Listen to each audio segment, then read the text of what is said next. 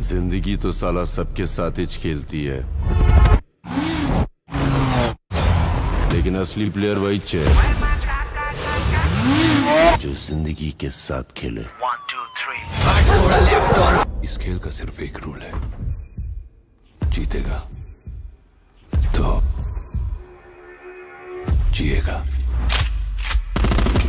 হ্যাঁ বন্ধুরা, কিছুদিন আগেই ক্র্যাক মুভি রিলিজ হয়েছে। চলুন ক্র্যাক মুভি সম্বন্ধে কিছু তথ্য জানা যাক। ক্র্যাক মুভি ফ্লপ না হিট হয়েছে, প্রথম দিন ওয়ার্ল্ড ওয়াইড কত টাকা ইনকাম করলো, এবং সব থেকে বড় যেটা হলো এই মুভি হিট না ফ্লপ হয়েছে। চলুন তাহলে এই মুভির ইনকাম সম্বন্ধে জানা যাক। তার আগে বলে দিই বন্ধুরা, এই মুভিতে বিদ্যুৎ জামওয়ালের দারুণ অ্যাকশন এবং এই মুভি দারুণ হওয়ায় এই মুভিটি হিট হয়েছে।